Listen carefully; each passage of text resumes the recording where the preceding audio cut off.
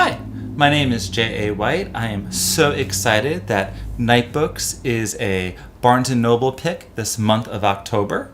NIGHTBOOKS is about a boy named Alex who is kidnapped by a witch named Natasha and has to come up with a different scary story every night to stay alive.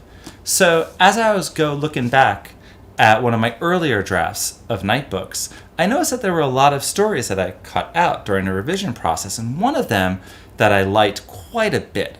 So I thought for fun, since it's October and Halloween is right around the corner, I would share one of them with you. So this is a story called Early Bus, and it is not one that you'll find in NIGHTBOOKS, but one that I will read right now. Allie rubbed her freezing hands together and waited for the school bus to arrive. She had intended to wear gloves that morning, but she hadn't been able to find them. No doubt her mom could have tracked them down. She was like a GPS for lost objects, but Allie had felt bad waking her up at such an ungodly hour. No civilized person should ever have to wake up this early, Allie thought, yawning into her numb hands, especially 14-year-old girls who really value their beauty sleep. It hadn't always been like this. At the beginning of the year, the bus had arrived at the still early but comparatively reasonable time of 7:15. Then some new kid moved to town and basically ruined her life. In order to accommodate him, the school had reshuffled the bus routes, so now Allie was picked up first. This not only meant getting up early, but enduring a tour of her ludicrously boring town while the bus made its approximately 8 billion stops. At least the bus is warm, Allie thought, stomping her feet in order to keep her circulation flowing. It had snowed again last night, just enough to powder the street. Allie didn't mind the snow. It was pretty. What she hated was pretending it was morning when it was still dark outside. Waking up before the sun was supposed to be something that you did on special occasions, like going on vacation. Doing it on a daily basis for the grand prize of getting to school on time was downright depressing. Allie peeked down the length of the long road in the hope that she might see headlights approaching in the darkness. No such luck. She wasn't surprised. Mr. Reynolds, the bus driver, was often late, never early. Allie wished, for the umpteenth time, that she could have just waited inside her warm house until the bus pulled up. This would have been the case had Allie been the only student in this area, but unfortunately, Christine Waters, a sophomore, lived 4 houses down. The school made them split the difference and meet in the middle, so the bus didn't have to make 2 stops, which both Allie and Christine thought was ridiculous. No one had to get up as early as they did. They deserved special consideration. Where is Christine, anyway? Allie wondered. They usually came out around the same time, early enough that they wouldn't risk missing the bus, but not so early that they'd be standing around longer than necessary. Allie took a few steps into the middle of the street, her boots leaving fresh footprints in the thin layer of snow, and glanced down at Christine's house. It was on the same side as her own, a nondescript ranch with an American flag out in front. There was no movement, no lights. Must be sick again, Allie decided, and thought no more of it. Christine was okay to kill a few minutes with each day, but they weren't exactly friends. It's not like she would have texted Allie to let her know that she wasn't going to be there. Allie leaned against a mountain of snow piled up on the curb. The winter had been brutal this year, and took out her phone. Her frigid fingers weren't as cooperative as usual, but Allie still managed to text a few shivering emojis and snap a selfie of herself looking miserable. Her friends were probably bored of her whining by now, but she wanted to make sure that they had something to respond to the moment they reached for their phones in the morning. She needed their replies in order to pass the time during her endless ride to school. Allie checked for the bus again. Perhaps the sky was a shade brighter than before, but other than that, nothing had changed. She popped her earbuds in and flipped through her playlist until she found the perfect song to dispel a silent morning. Allie blasted the volume, moving her head in rhythm to the pounding bass line. When she turned, she saw Christine standing in front of her house. Allie jumped in surprise. A single earbud fell from her ear, leaking music. She removed the other one and slipped the phone into her pocket. "Hey!" Allie called. "I didn't see you come out." Christine's morning ritual was to let the screen door slam shut behind her, announcing her arrival. Allie hadn't heard it today. Guess I was playing the music too loud, she thought. Allie waited for Christine to join her.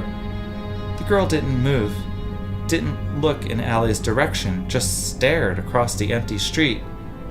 "Hello?" Allie called out, waving. "Christine, you awake yet?" When Christine didn't reply, Allie almost dropped it. She wants to be all weird, that's her issue. But looking at the girl more carefully, Allie began to wonder if everything was okay. Christine had always been on the pale side, but this morning her skin was drained of all color. She wasn't even wearing a coat, just skinny jeans and a checkered flannel shirt. She wore that outfit yesterday, Allie thought. I remember complimenting her on it. "Christine?" Allie asked, taking a few steps in her direction. "Aren't you cold?" Christine didn't acknowledge the question at all.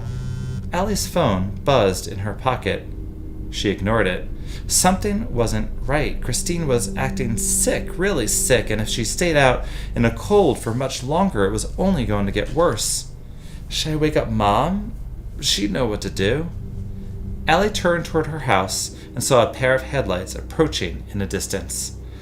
Finally, now that the bus was in sight, she felt better. Christine would be warm at least, and Allie could get a better idea of what was going on. If it was that bad, she'd make sure that Christine went to the nurse the moment they got to school. Her phone buzzed in her pocket again. Allie was about to check it when she noticed that the approaching vehicle was not their school bus after all. She grunted in frustration, but as she took a closer look, her curiosity began to grow. It was an old-fashioned bus that would have been right at home 70 years ago, blue, with a long white stripe down the middle. Allie remembered seeing similar buses in black and white movies where the men wore fedoras and everyone smoked. There was even a little destination sign above the front window, though the bus was still too far away for Allie to make out what it said. "This is crazy!" she yelled to Christine. The girl continued to stare across the street. She gave no indication that she had noticed the bus's arrival. It's like she doesn't even hear it, Allie thought, and was immediately struck by a realization that made her gasp in fear. The bus isn't making any noise. It was impossible. At this distance, she should have heard it. The rumble of a powerful old engine, the crush of wheels against snow, the squeal of brakes. Something. Anything. The bus was completely silent. Allie noticed other worrisome details. There were no bulbs in the bus's headlight cavities. Instead, twin beams of light emanated from some interior source. Some tires spun clockwise, others counterclockwise. Neither left any sort of impression on the snow. It was like the person who designed the bus had a general idea of what it should be like, but was vague on the details. The front window was tinted so Allie could not see the driver.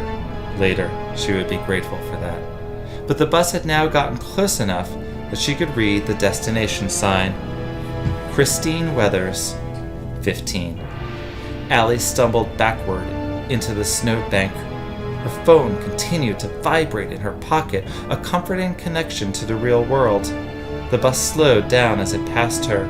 Things were happening too fast for Allie to think about them in any sort of coherent fashion. She had to rely on her instincts, which screamed that she was seeing something that she was not meant to be seeing, that it would be better for her not to see. "Don't look through the window," she said, covering her eyes. "Don't look. Don't look."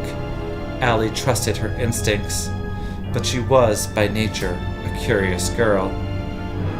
She looked. The bus was practically empty. Its few passengers were spread throughout the interior, each sitting alone. Almost all were elderly. They stared out the windows, peacefully watching the world pass them by. They looked content, even happy. The same could not be said for the bearded man, no older than 30, at the back of the bus. His mouth was agape, his fingers splayed against a window as though he wanted to hold on to the world for just a little longer. There was a bloody gash in the side of his head. It wasn't the type of wound that anyone could survive. The bus came to a silent stop in front of Christine.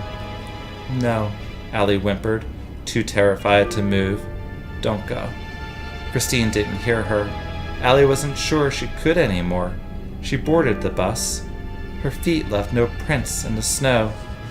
The bus pulled away. Allie's phone continued to buzz. She didn't bother checking her messages.